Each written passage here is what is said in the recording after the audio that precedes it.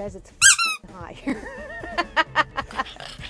So we are recording this in the car. Depending on which street you turn down right now in the triangle, you're either in a total street fight over multiple offers, or you're negotiating a massive discount on a house that's been sitting for weeks. Exactly.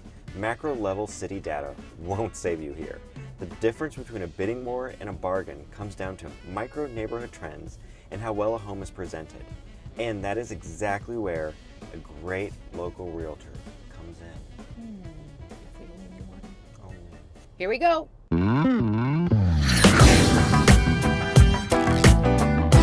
Hey everyone, I'm Heather. And I'm Nick with Tailored Realty Group, where we provide real estate experiences tailored to who, Nick? Where's my camera? Here's my camera. Tailored to you. Oh my God, don't make it weird, dude. Okay, sorry. Tailored to you, that's who. That's right, tailored to you. All right, we've got the brand new numbers hot off the press. But first, a quick rule of thumb on how to read our data.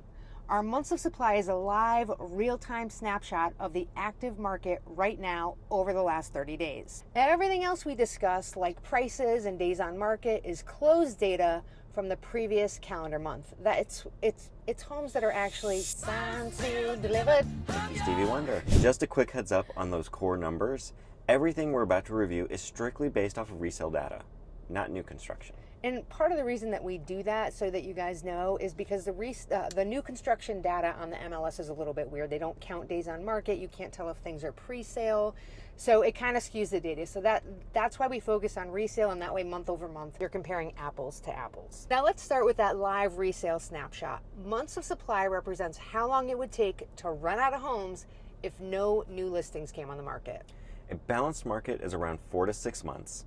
Anything under 4 months is a seller's market, and above 6 months is a buyer's market. That's right, and in our southwestern Raleigh suburbs, we are still tightly wound. Cary is sitting at a mere 2 months of supply, essentially unchanged year over year. Apex is at 2.2 months, and Holly Springs is crushing it at 1.9 months. So sellers are still driving the bus out in those areas. Now, if you want some breathing room, Morrisville climbed to 5.5 months of supply, and Fuquay-Varina sits at 3.7 months. And meanwhile, over in my neck of the woods, the narrative is split. Chapel Hill is holding steady at 3 months of supply. Carrboro, however, just made a massive leap. We went from a microscopic 1.2 months all the way up to 4.4 months of supply. So if you've been waiting for Carrboro inventory to move, your window has officially opened. Boom. Now let's look back at what closed in June. In Cary, resale homes only sat on the market for a median of 8 days, and only 25% of listings had a price reduction. On average, homes sold for 98.4% of their original list price. Apex was also moving fast with a 14-day median, and Holly Springs matches Cary's lightning speed at 8 days, with a strong 98.5% list to sales price ratio. Morrisville and Fuquay-Varina are seeing more negotiations. In Fuquay, the median days on market was 15, but check out Morrisville. Even though the days on market dropped to 14 days, 38% of sellers had to reduce prices to get the job done. Chapel Hill and Carrboro also saw some fascinating closed action in June. Chapel Hill homes stayed competitive, closing at 97.8% of list price, with a median of 16 days on market, even with 31% of homes taking a price cut. Carrboro slowed down significantly. We saw the median days on market jump to 32 days, and 33% of listings had price reductions. Buyers, you finally have some leverage over there. Now let's talk about homes that sold over list price. In other words, homes that had multiple offers. Everyone wants to know, how much over asking am I actually supposed to offer in order to win? We pulled the sales data to show you exactly how much buyers paid over the original list price in June. It's pretty eye-opening. In Cary, the average over asking price was 3.6%, but the highest unicorn bid went nearly 15% over. I had to double check that number, but it's freaking true. 15% over. Morrisville averaged 3.2% over, with a max of 7.6%. Carrboro was also highly competitive for the homes that went over list price, averaging 3.2% over with a ceiling of 6%.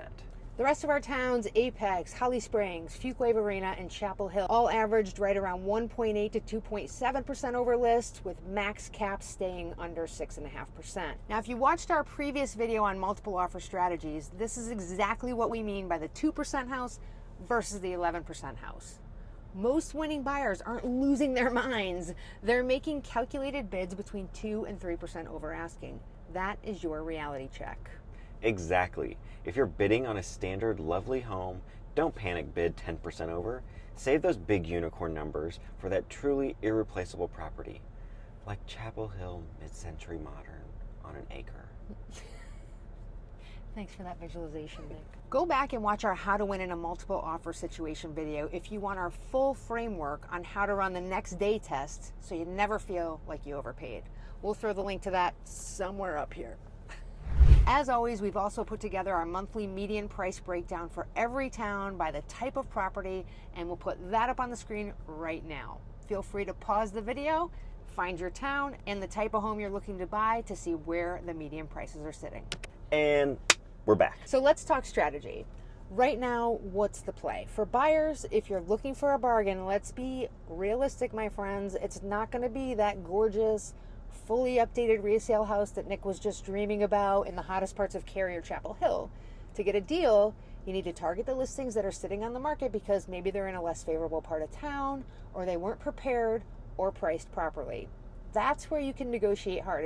If you go for the hot, pristine home that Nick's been dreaming about over here, use the data framework from our multiple offer video so you stay disciplined and don't panic bid. And for sellers, the days of slapping a sign in the yard of a cluttered, unpainted house and getting 10 offers are long over. Homes that are in the most sought-after locations, meticulously prepared, staged, and priced aggressively are seeing multiple offers. But if you skip the prep or try to test that crazy pie-in-the-sky price, you will sit on the market and you will become the home that buyers are actively negotiating down. Nick said so. If you want to navigate this unique triangle market with a solid plan instead of just hoping for the best, we're here to help. So click on the link in our description to book a free consultation with our team. And don't forget to like and subscribe so you can keep your finger on the pulse of the Raleigh real estate market. Raleigh real estate market. Raleigh You real did it. estate market. Good job. See you next time. And Bye. subscribe so you can keep your finger on the pulse of the really The really, really cool. of the real really, estate really market. cool people.